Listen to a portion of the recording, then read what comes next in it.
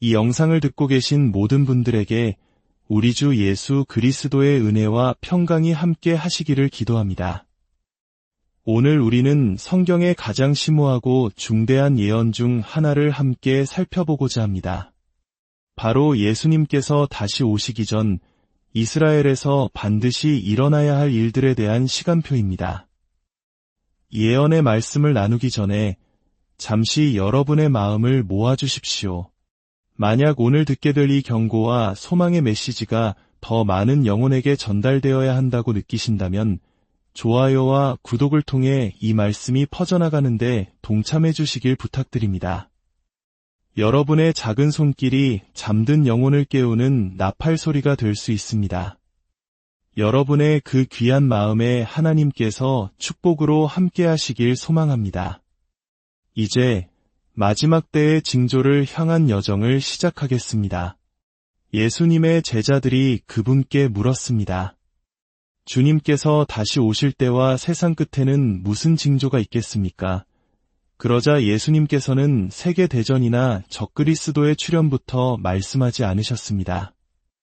그분은 먼저 웅장한 예루살렘 성전을 가리키시며 말씀하셨습니다. 돌 하나도 돌 위에 남지 않고 다 무너뜨려지리라. 놀랍게도 그 말씀은 약 40년 후 그대로 이루어졌습니다. 로마 군대가 예루살렘을 침공하여 성전을 불태우고 그 돌들을 하나하나 다 해체해버렸습니다. 그리고 그 성전은 오늘날까지 재건되지 못했습니다. 이것이 바로 첫 번째 징조입니다. 성전의 파괴입니다. 하지만 성경은 마지막 때에 이 성전이 다시 세워질 것이라고 예언하고 있습니다. 바로 제3성전의 재건입니다. 이 내용은 잠시 후에 다룰 네 번째 징조와 연결되면서 더욱 명확해질 것입니다. 그 전에 우리는 반드시 두 번째와 세 번째 징조를 먼저 알아야 합니다. 오늘날 우리가 뉴스에서 보는 이스라엘이라는 나라는 인류 역사상 그 어떤 나라와도 비교할 수 없는 독특한 존재입니다. 로마에 의해 성전이 파괴되고 유대 민족이 포로로 잡혀간 후 이스라엘은 거의 2000년 동안 나라 없이 전 세계를 떠도는 민족이 되었습니다. 이것이 바로 두 번째 징조, 즉 이스라엘 민족의 흩어짐입니다. 성경은 이미 오래전 이 일이 일어날 것을 정확히 예언했습니다. 이스라엘 민족이 세계 열방 가운데 흩어질 것이라고 말입니다. 실제로 그들은 땅도 군대도 정부도 없이 2000년 가까운 세월을 유랑했습니다. 이는 우리 한국인들이 겪었던 나라 잃은 서름과 고통의 역사를 떠올리게 합니다. 그러나 하나님의 약속은 거기서 끝나지 않았습니다. 하나님께서는 에스겔 선지자를 통해 이렇게 말씀하셨습니다. 내가 너희를 여러 나라 가운데에서 인도하여 내고 여러 민족 가운데에서 모아데리고 고국 땅으로 들어가서 이 놀라운 예언은 1948년 5월 14일 기적처럼 성취되었습니다. 2000년 만에 이스라엘이 다시 나라를 세운 것입니다. 역사 속으로 사라졌던 국가가 부활한 인류 역사상 전무후무한 사건이었습니다. 이는 오직 하나님의 섭리로만 설명할 수 있는 기적이었습니다. 이 두 번째 징조의 성취는 앞으로 일어날 모든 마지막 때의 징조들을 위한 무대가 마련되었음을 의미합니다. 이스라엘의 건국 직후 많은 성경 예언 학자들은 또 다른 전쟁이 임박했음을 직감했습니다. 왜냐하면 마지막 때에 관한 많은 예언들이 유대인들이 통치하는 예루살렘을 배경으로 하기 때문입니다. 1948년 건국 당시 이스라엘은 예루살렘의 절반만을 통치하고 있었습니다. 그러다 1967년 6.1 전쟁을 통해 예루살렘 전역을 장악하게 됩니다. 이것이 바로 세 번째 징조, 예루살렘의 회복입니다. 이로써 마지막 때의 예언이 본격적으로 펼쳐질 무대가 완벽하게 준비되었습니다. 그리고 이제 제가 이 영상을 만드는 지금 이 순간에도 진행되고 있는 네 번째 징조에 대해 말씀드리겠습니다. 바로 제3성전 건축을 위한 준비입니다. 지금 예루살렘에는 순금 한 덩어리로 만든 거대한 메노라, 즉 7촛대가 놓여 있습니다. 이 메노라는 하나님께서 성경을 통해 고대 성전에 두라고 명하신 규격과 모양 그대로 제작되었습니다. 오늘날 이스라엘의 많은 유대인들은 제3성전을 지을 준비를 하고 있으며 메노라뿐만 아니라 성전 예배에 필요한 수많은 다른 기구들도 복원했습니다. 심지어 성전을 정결하게 하는데 필수적인 붉은 암송아지를 사육하기 시작했습니다. 성경에 따르면 이 제3성전은 13번째 징조가 일어나기 전에 반드시 지어져야 합니다. 하지만 현재 성전이 있던 자리, 즉 성전사는 정치적, 안보적 이유로 무슬림들이 관리하고 있습니다. 이스라엘은 자칫 제3차 세계대전으로 번질 수 있는 갈등을 피하고 있는 것입니다. 아이러니컬하게도 이러한 상황은 우리를 5번째 징조로 이끕니다. 이 징조는 지금 우리가 뉴스에서 목격하는 이스라엘의 전쟁과 깊은 관련이 있습니다. 에스겔 38장은 이스라엘이 장벽도 없이 평안히 거하는 상태에 있을 때 거대한 전쟁이 일어날 것이라고 예언합니다.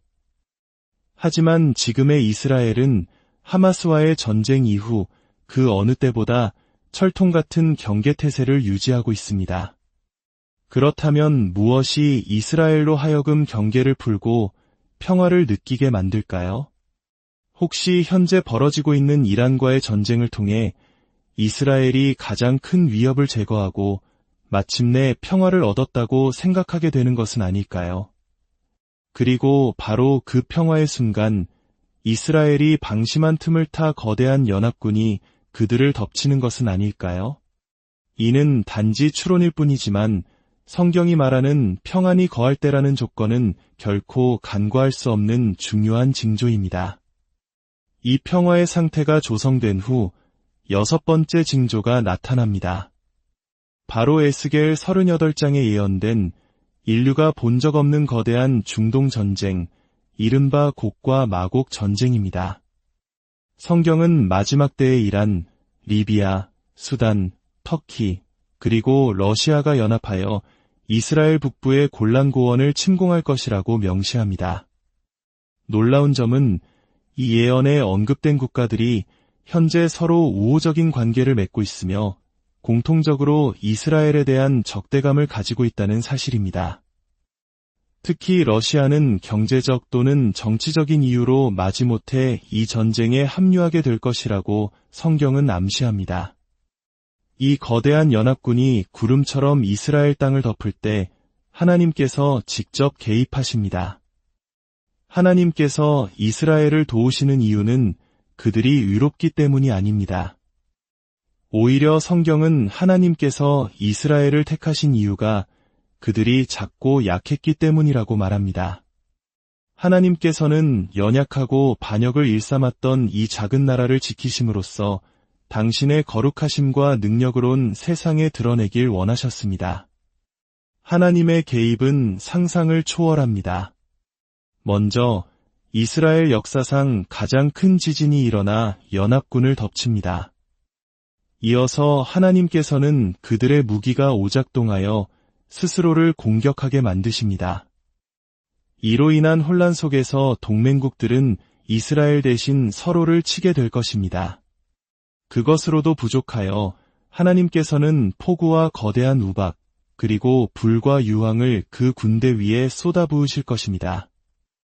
이 전쟁을 통해 하나님께서는 이스라엘을 구원하시고 수많은 유대인들이 자신들을 구원한 이가 바로 예수 그리스도임을 깨닫고 그에게로 돌아오는 영적 대각성이 일어나게 됩니다. 7번째 징조는 이 전쟁과 동시에 일어납니다. 바로 국제사회의 침묵입니다. 과거 이스라엘의 동맹이었던 국가들이 이 거대한 침공 앞에서 이스라엘을 돕지 않을 것입니다. 그들은 이스라엘이 절체절명의 위기에 처했을 때 방관하거나 외면할 것입니다. 하나님만이 홀로 이 작은 나라를 지키실 것입니다. 이는 마지막 때가 가까워질수록 세상의 동맹이 얼마나 헛된 것인지를 보여주는 징표입니다. 8번째 징조는 더욱 두려운 것입니다. 에스겔 39장은 이 전쟁이 끝난 후 하나님께서 마곡, 즉 러시아 땅과 해안가에 안전하게 사는 자들에게 불을 내리실 것이라고 말합니다. 여기서 불은 초자연적인 심판일 수도 있고 혹은 이 전쟁의 여파로 발생하는 전 세계적인 핵전쟁을 의미할 수도 있습니다. 이는 인류가 겪었던 그 어떤 세계 대전보다도 끔찍한 재앙이 될 것입니다. 이 끔찍한 전쟁과 혼란 속에서 세상은 평화를 갈망하게 될 것입니다. 바로 그때 9번째 징조가 나타납니다. 한 명의 지도자가 등장하여 이 모든 문제를 해결할 것처럼 보입니다. 그는 폐허가 된 세상에 평화와 번영을 가져다 줄 아주 설득력 있는 계획을 제시할 것입니다. 성경은 이 사람이 이스라엘 및 그 주변국들과 7년간의 평화 조약을 맺을 것이라고 말합니다. 이 7년의 기간이 바로 성경에서 말하는 7년 대환난의 시작입니다. 그리고 이 평화 조약을 주도하는 인물이 바로 세상을 속일 위대한 지도자, 성경이 말하는 적그리스도입니다. 10번째 징조는 이 7년 대환난 기간 동안 예루살렘에서 일어나는 놀라운 사건입니다. 세상이 온갖 죄악으로 물들어갈 때 하나님께서는 두 증인이라 불리는 2명의 선지자를 세우실 것입니다. 그들은 예루살렘에서 온 세상을 향해 하나님의 말씀을 선포할 것입니다.